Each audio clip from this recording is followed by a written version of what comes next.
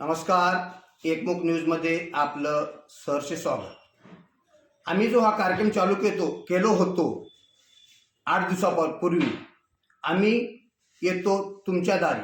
या कार्यक्रमामधून आम्ही आमचं जे निवडणुकीची प्रक्रिया आहे, आम्ही आमच्या समाजासमोर सातत्यानं पूर्ण व्हिडिओ पाठवले आहेत.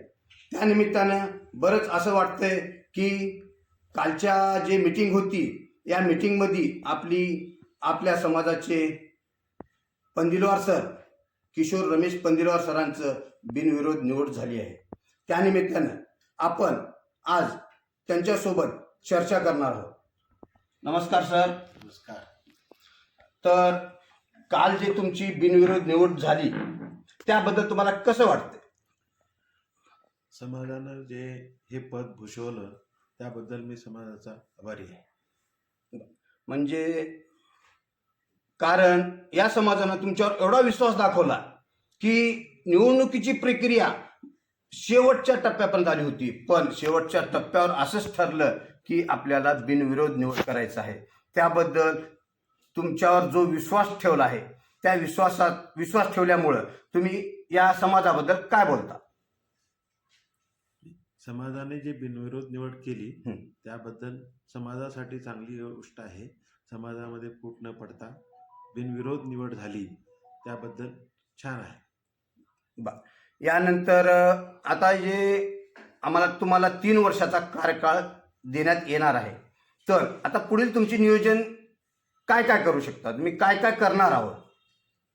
आम्ही पहिल्या आठवड्यामध्ये कार्यकारिणी बॉडी तयार करू आणि त्याच्यानंतर समाजाची मीटिंग घेऊन समाजातल्या ज्या काही अडचणी असतील, समाजाच्या ज्या काही गरजा असतील त्याचं एकत्रीकरण करू आणि त्याच्यातून आपल्याला काय करता येईल आणि काय करता येत नाही तर ती पुढील बॉडी मिळून ते ठरवेल. आणि दुसरी गोष्ट म्हणजे आता आपल्या समाजामध्ये बरेचसे काही अडचणी आहेत. अडचणी म्हणजे शिक्षणासाठी बरेचसे मुलं हुशार आहेत, त्या मुलांना सांगायचं म्हणलं तर त्यांच्याकडे पैसा नाही. मग अशा विद्यार्थ्यांसाठी तुम्ही काय नियोजन करताल पुढील भविष्यामध्ये? नाही, जे आपल्याला सूचना येतील किंवा आपल्या समाजामध्ये आपल्याला आपण त्याच्यासाठी काय करू शकतो, आपल्या समाजामध्ये खूप लोक आहेत जे की त्याच्यावर सोल्युशन काढतील किंवा कुठल्याही समस्येचं समाधान करण्यासाठी जे आपण बॉडी एकत्र करू किंवा समाज एकत्र करू, त्या लोकातले एक्सपर्ट आपण घेऊ आणि त्या समस्येचं निरसन कशा करता येईल, आपल्यातर्फे करता येईल, आपल्या महासभेतर्फे करता येईल किंवा अजून पॉलिटिकल कुठल्या गोष्टीसाठी करता येईल, तर त्याचा आपण ते बसूनच विचार करावा लागेल, असं सांगता येणार नाही. हे झालं. आणि दुसरी गोष्ट म्हणजे आता तुम्हाला इतके दिवस तुम्ही तुमच्या व्यवहारामध्ये असता, पण आज तुम्हाला अध्यक्षपद मिळालंय, म्हणजे हे खूप समाजासाठी मोठी गोष्ट आहे आणि तुमच्यासाठी पण मोठी गोष्ट आहे. तर तुम्ही किती वेळ समाजाला देऊ शकता?